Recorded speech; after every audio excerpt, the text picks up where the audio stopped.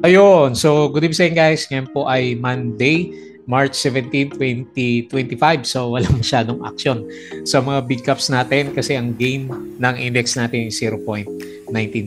Pero sumakay na tayo dito sa 6,306.19. So, on the way na tayo para magkaroon ng breakout sa market tapos net foreign buy pa rin naman. Ayan. So, ito yung naantay natin. Hopefully, itulak na yung mga big caps natin for the coming few days. So meron siyang 357.25 million na net foreign buy. So wala tayong masyadong nakita na malakas na galawan sa mga big caps. Pero dun sa mga dividend stocks natin, sila yung namayagpag for today's trading. Actually, in-expect ko, mas maganda pa dito yung galawan ng market natin. Kasi kung napansin nyo, nung Friday, yung galawan natin dun sa US market, medyo malakas siya. Pero ngayon, yung futures, medyo bumabawi na siya. So, nagkaroon ng optimism nung Friday sa global markets. Kahit sa Europe at saka Asian markets, kung napansin nyo no Friday, sabay lahat is umakyat. Yung crypto, hindi siya umakyat.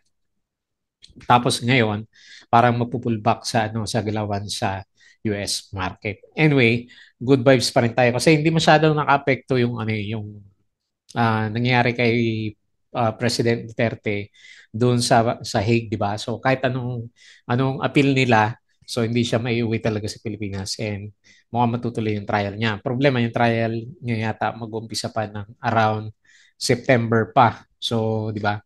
80 years old na siya. So, ewan natin kung ano epekto sa kanyang health during that time. Tapos, kung napansin nyo, yung mga balita over the weekends, may mga rally kasi doon sa bandang Davao. In-expect ko meron ding negative impact sa market natin for the coming few days kapag tuloy-tuloy pa rin na ganun yung nakikita natin doon. Okay, so anyway, sa ngayon is maganda yung galawan ng mga dividend stocks natin. So, nanguna sa listahan natin is si LTG. So, nag-up siya ng 0.84%.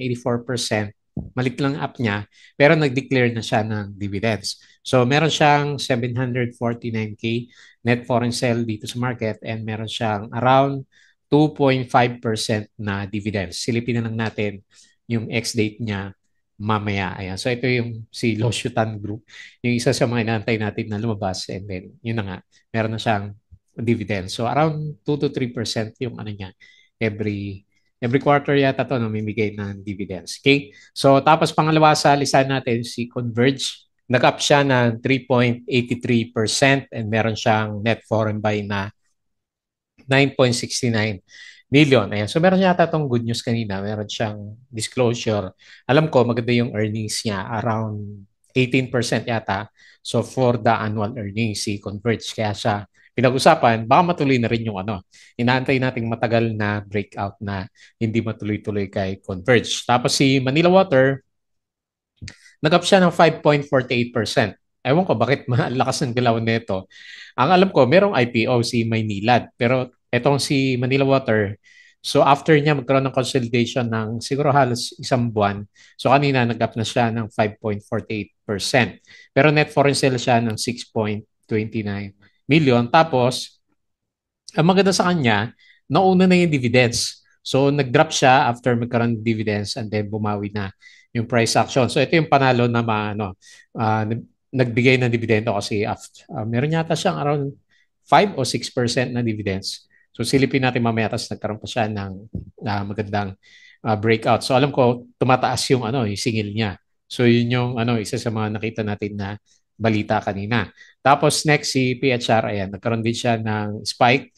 Nag-breakout sa MA20. So nag-up siya ng 9.43% and meron siyang 69K net foreign sell. Tapos si Ionics, speaking of dividends, ito yung panalo sa dividends natin for today kasi nag-up siya ng 20.25%. Samantalang yung in-announce niya na dividends, ang laki din So 12.66%. So meron siyang 37K net foreign sell. So ang sabi nila, yung nabasa ko kanina, around every 2 years yata namimigay na dividendo itong si Ionics and then out of the blue namigay siya and then sobrang taas kaya umaga pa lang marangkada na si Ionics natin. And then lastly si SPNEC, lumalaban yung price action niya Kaninang umaga namula yung candle natin. Akala ko yun na yung yun na yung correction niya. Pero nag-ano siya, nag-doji pa rin, lumaban pa rin yung price action. So bukas natin makikita kung merong epekto yung ating backdoor listing. Kasi parang may bayaran na nangyari. So meron din siyang disclosure. Silipin natin yan. So 0.19% lang, rather 0.81% lang naman, and meron siyang 770K net foreign buy. Okay? So PSE, very good. Meron siyang 357 million net foreign buy. Ayan. So obvious na reversal, kailan mabagal pa yung galaw ng mga big caps na stocks natin. Ayan. So disclaimer guys, sa mga bago sa chart natin or dito sa reviews natin, yung ating review is for education purposes lamang. So wag mong gagamitin to as a reason para mag-buy, sell, or hold ng stocks. Meron po kasing risk na involved sa market. Due diligence na lang po ako ng stocks yung gusto mong bilhin. Ayan, nagkakamali-mali tayo ah. So, and then follow mo ako dito sa ating Palabi Trader na YouTube channel. Subscribe ka lang po para updated ka sa mga reviews natin, or kung gusto mo, join ka dito sa trading group naman natin. Okay? So, sa mga nakasubscribe, maraming salamat po. Check mo na lang yung mga uploaded videos natin. Hindi ako nakagawa ng video kanina na extra. Kasi yung bala ko 3 times a week o 2 times a week. Bukod sa trending stocks, may mga review tayo na ginagawa. Pero anyway, kung mahilig ka sa dividends, andito yung iba. So LTG, nagkaroon na. So yun yung mga isa sa mga paborito natin na dividend stocks. So check mo lang po yung mga vlog natin. Company reviews, mga sample meron tayong IPO, di ba? Si Maynilad nga, yung inaantay natin. Sige, tingnan natin over the weekends. Profit or loss sa market. So, check mo na lang mga basic indicators. Technical analysis. So, reversal na si Philippine Stock Exchange Index. Fundamentals, yung mga risk management, plus yung ating PSE, stock market studies naman. And then, follow mo ako dito sa ating Palaboy Trader. Crypto ko to para sa mga play to earn games natin. Ayan. So, meron ulit tayo isang re-review kailang. Medyo, pinapaprove pa natin yung mga review natin na video. So, siguro pag-usapan natin si Pi. Nag-ano ba kayo? Nagmamind dati ng yung Pi natin. Kasi pwede na siya matrade mga, sa mga major cryptos natin. Wala pa kay Binance pero wala pa kay Bybit. Pero kay OKX, alam ko meron na eh. Pwede mo na siyang i-trade. Okay? So, yung history ng Pi, pwede natin pag-usapan. Then, follow mo ako dito sa Facebook account na Palabi Trader. So, check mo lang po yung mga posts natin or dito sa Facebook page na Palabi Traders. Ayan, check mo na lang po. Buti pick yung mga articles natin dito sa local market.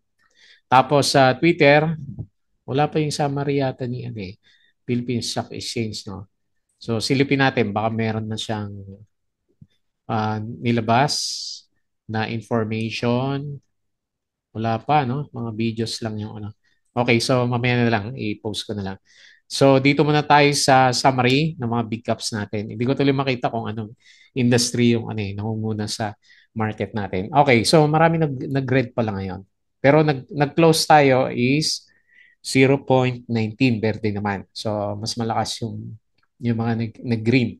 So, Bloomberry, pullback ulit. Ano ba to? Hindi pa rin siya stable na kasi wala pa rin masyadong foreign buy. So negative 3.55%.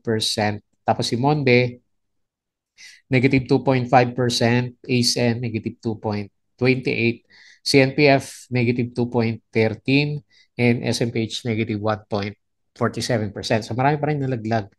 Converge, ayan, nag-up siya ngayon, 3.83%, China Bank, 3.33, 53%. No? ICT, 3.15.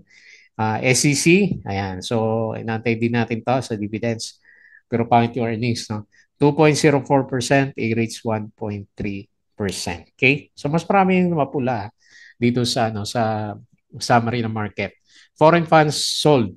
Metrobank, PNB, ASEN, AP, Manila Water, CNFF, BNL, EMI, AGI, Costco, GGS, LPG, Ali, Erit, CLI, CREEP, MEG, Cebu, MAC, Bloom, SSI, at saka si Wilcon. Foreign funds bought BDO, BPI, China Bank, East West, Alter, FGen, FPH, URC, AC, Aboites, RCR, Globetel, Converge dito, and then CICT natin. Okay? So SPNEC, MGen's unit M Green finalizes $600 million investment in Terra Solar by Actis. Ayan. So yan pa rin yung mga pwedeng magpapitik kay SPNEC natin. Ayala Corporation, net income up 10%. Ayan. Kaya pala nagre-reverse na siya. Pero yung properties wala pa. No? So PX, Philix Mining, project to be operational by Q1 2026. Tagal pa. Tapos si Converge, Philippine Broadband, expects its return on invested capital to decline to the 16 to 17% from 18.3% this year. So this decrease in ROIC is attributed to projected capital. Okay? So Jollibee plans to open, ayun, dami 700 to 800 stores. Ayan. So meron siyang expansion. Globally yata to, no? So global yan. Number of Jollibees around the world. So marami pa siyang pwedeng pag-expand, no? Sa Europe. Dito sa Malaysia, ang dami na, 8 na. Nag-umpisa lang to nung 2 years ago o 1 year ago sa Malaysia. Then suddenly nag-branch out na siya. Singapore, ilan? 14. Okay. So ASEAN is on track to achieve 20 gigawatts renewable energy. Stocks to watch. Sabi ni Phil Stocks. So corporate storage natin, Cebu, carried 2.2 million passengers in February 2025. LTG declared a regular cash dividend. URC, meron din siya, cash dividend. 2 pesos per share. Maliit, no? Meralco is targeting to grow its energy sales by 4.5%. Jollibee posted system-wide sales of 390 billion. And Globe secured 20 billion loan. 10 billion each from BDO and Metrobank for capex and debt payments. Okay, ang dami, no? So, 6,306.19. Okay? So, ngayon ko lang ulit nakita naglagay ng summary si Investagrams. SEC, 30% decline. So, tignan natin. Umakit naman yung price action niya. So, kanina umaga, mas marami yung winners. Okay. And then, Consojis Maynila, Redice. Redice ba? Redice. 49 billion IPO, largest in Philippine history ulit. Laki pala na itong si Maynilad. Bloomberry is up 10.9% this week. Kaya lang, binawi naman niya. Tapos yung galawan sa US market ng Friday, ayan. So, lakas. Pero ngayon parang babawiin naman siya. Okay. So, yun lang. Yung nakita natin na balita for today's trading. So, guys, yung ating patalastas ulit. Yung ating Patreon, yung mga gusto ng guide sa trading po sa Philippine markets. Sali lang po kayo dito sa ating Patreon channel naman. Okay? So, tingin tayo dito sa galawan ni Philippine Stock Exchange. Hirap na hirap yung breakout natin dito sa 6,300. Anyway, on the way siya sa breakout. So, hopefully, mas maganda siya for the coming few days. Mag-breakout ka naman para medyo gumalaw na yung mga blue chips natin. Pero, may good sign nga siya. Lahat ng indicators natin. Pataas yung direction plus yung RSI natin is nakakapag-stay na siya above ng RSI 50 level. So, ibig sabihin, merong bullishness kahit pa paano dito sa market natin. Hindi nga lang natin masyadong ramdam pa doon sa ibang big caps pero pumopondo na po sila kasi ang bilang natin last week 2 billion, di ba? So, ngayon plus 0.3. So, mga 2.3 billion na po yung pumasok dito sa Philippine markets, which is good sign para sa atin na ayan, nagtitrade dito sa Philippine markets. Hopefully, mas marami pang pumitik na stocks. Okay? So, dito tayo sa mga winners. Si Manhan naman yung nagsigilaw. Si MA, ayun, laki. 15%. May pera talaga sa Subaru, mga mining stocks. So, tapos si MAB, nag-up siya 21.74%. Ayan. So, hindi mo pwede palang iwanan ng mga to, no? Kahit na nagpo-pullback, ang lalakihin ng bounce na binibigay. PHR, so isa sa mga winners din, 9.43%. Tapos si RAC, yun, nag-breakout din, no? Mining stocks yung Rockwell. 5.63, tama ba? Rockwell o property to? Si Rockwell natin. Manila Water, so breakout, 5.48. Sino pa? Yung may volume. Si ABA, ayan. Hopefully makabawi na siya. Pero mababa pa rin yung volume. 4.29%. Alter, 3.96. Sino pa? Converge, 3.83%. ICT, ayun, nakabalik na. 3.15%. SCP nabuhay, 2.71%. SCC, ayan, for the breakout. Sa dividends, 2.04%. Sino pa? Macro Asia, 1.69%. Okay? So, yun yung mga winners, losers. Lalim din itong si Del Monte. Since hindi natuloy yung mga IPO niya last time, no? May mga IPO to last time eh. So, 9.73% loss. EI, minus 7%. May volume. Hanap tayo. PXP, minus 5%. Nawala na yung balita kay PXP. Apollo, minus 4.5. Dito, minus 4.08 na. Downtrend talaga si Dito. XY, walang volume eh. Hanap tayo may volume. Monde, minus 2.5%. Okay? So, yun po yung mga movers sa market. Silip tayo dito sa global. Okay. So, para mapula. Mapula yata to mamaya. So, S&P Futures, negative 0.47 nung Friday itong berde na to. So, Dow Futures, negative 0.5 and then Nasdaq, negative 0.47. Europe stocks, berde pa rin. So may follow-up sila. And then Asian markets, lahat, halos lahat is berde.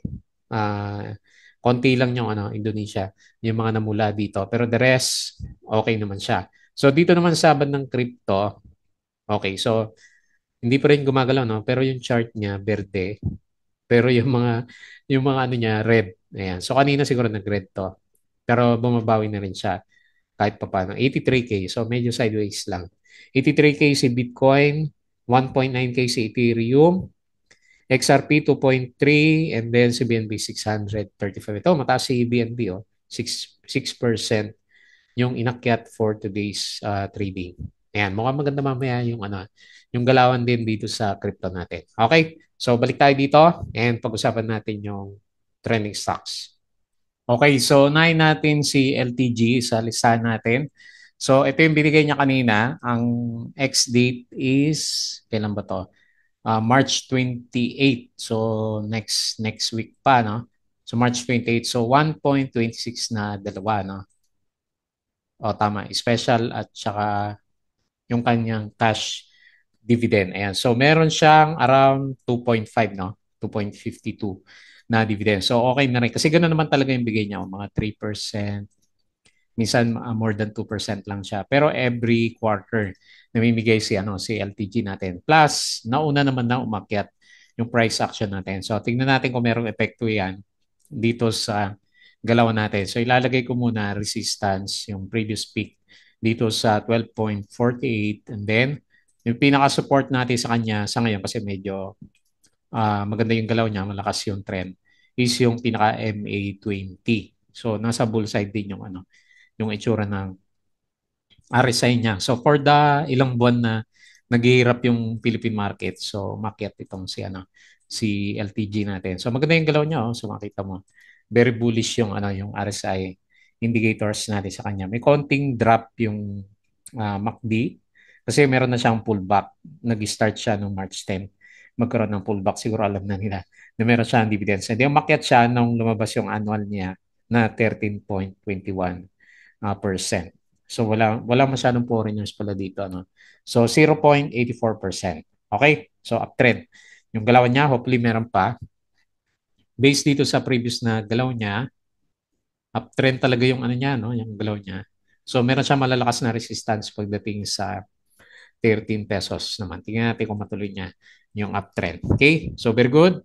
Congrats sa meron at long-term holders. Next, Converge.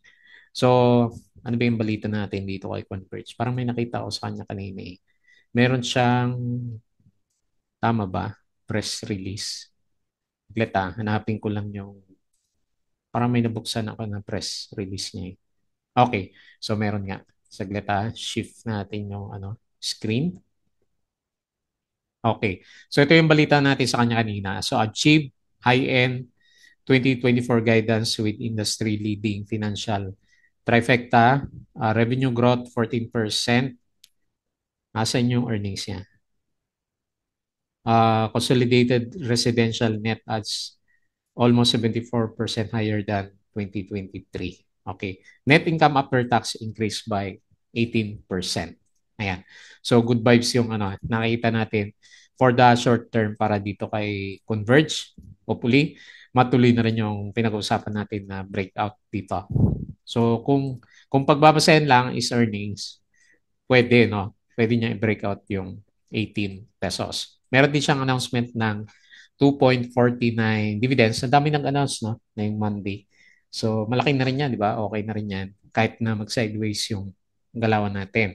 So, maganda sa kanya, meron siya ulit net foreign buy na 9.69. So, 3.83%. And sideways yung itsura ng ano eh, ng RSI natin sa kanya. Pero yung pinaka-picture niya, di ba? So, ascending triangle. So, on the way ulit na nakailang beses na eh. 1, 2, 3, 4, 5, 6, 7. Ito yung pangulong try na mag-breakout dito. So, baka naman i-breakout na niya kasi nakailang beses na sa level na yan. Next, Manila Water. Wala akong balita dito kay Manila Water eh. Alam ko, ito, namigay siya ng halos 6% na dividends last week ba to? O ex-date niya is March 7.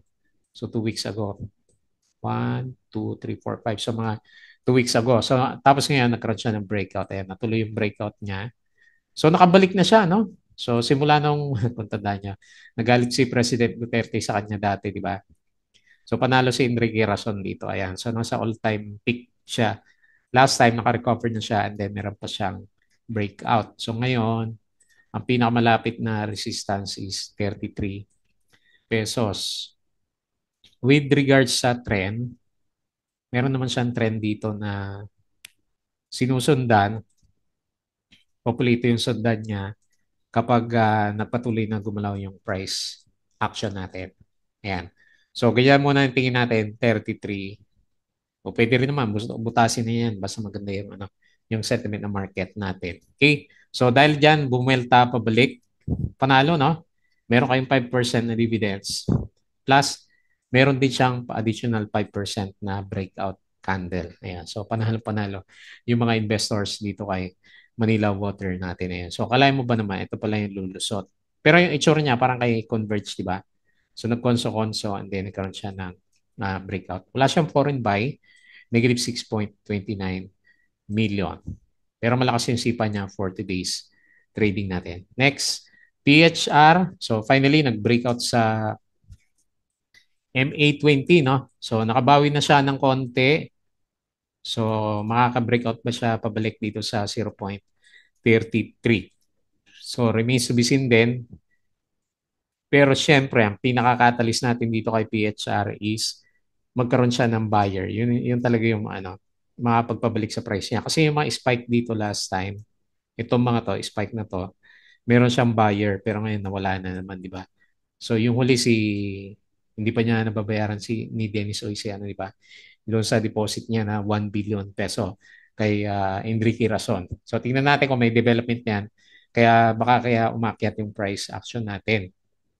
Meron siya 9.43% na galawan. Congrats sa mga nakasilip sa kanya kanina. Kasi parang ang liit ng kandila pero 9% na pala yung galawan natin. Okay, next. Ionic. So may pampagulat. May gulpi-gulat si Ionics natin. So nung umaga, so nag-breakout siya kagad. Wala siguro nakakaalam, no? Taas ka agad, oh. 16% kaagad yung ano niya, yung breakout niya. Tapos nag-close pa siya, medyo solid pa.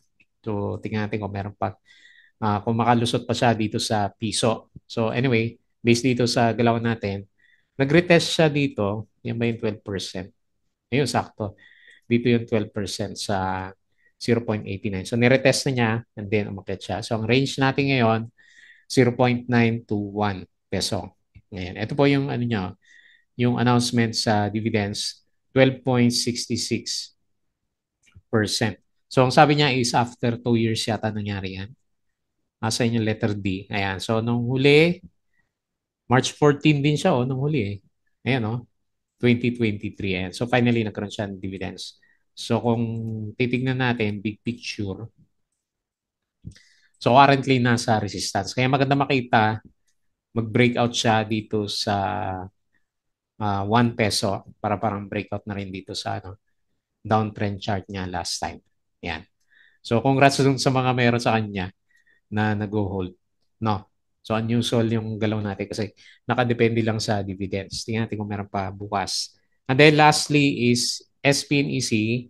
So yun pa rin naman yung balita natin sa kanya. Meron akong nakita dito kanina. Share natin. Converge tong isa na to eh. Yung isa is ito ba yun? Okay. So ito yung isa kanina. Saglit. Ayan, share natin. Ayan. So based dito, Meralco Power Gen MGen Unit closes Terra Solar US $600 million investment by Actis. Ayan. So for a total consideration price, Actis subscribed 4 million common shares and 398 redeemable preferred shares in Terra Solar. Ngayon, asan yung ano niya? Wala siyang price, no? Ayan, so yun yung abangan natin kung meron kang hawak na SPNAC kasi yun yung mga basis natin sa mga prices. Ang dami niya palang biniling sinubscribe na shares. Hopefully, hindi galing sa treasury shares, kundi sa mga existing shares natin. So, pwede na ba nating itaas? Pwede siguro kasi meron siyang good news. Tingnan natin for the coming few days kung matuloy-tuloy itong good news natin na to. Sakto lang yung ano niya, yung resistance level niya. Lumalaban na siya eh. So, in-expect ko magre-retest sa dito sa 1.7. Kasi nga may doji tayo nung last Friday, di ba? So, ngayon ganito yung itsura natin sa kanya. So, tignan natin kung aabot ulit tayo dito sa 1.35. Kasi yung galaw natin sa kanya sa ngayon is nasa bullseye pa rin naman ng market. So, nag-up siya 0.81% and meron siyang 770K net foreign buy. Okay? So, yun lang muna yung ating review dito sa market. So, very good. Nagre-recover tayo kahit na pakonti-konti and meron tayong net foreign buy na mga nakikita. So, yung political issue natin, mukhang hindi pa niya pinapansin as of this time. Okay po. So, yun lang muna yung ating review. As usual, bago tayo mag-close, please don't forget to subscribe dito sa ating channel. Join ka sa guys kung gusto mo ng guide. Crypto ko to. Follow mo na lang. Facebook account, Facebook page, Budagipik, Twitter, and Patreon sa mga gusto ng guide. Sali lang po kayo dito. Okay? So, yun lang. Maraming salamat. Kita po ulit tayo bukas.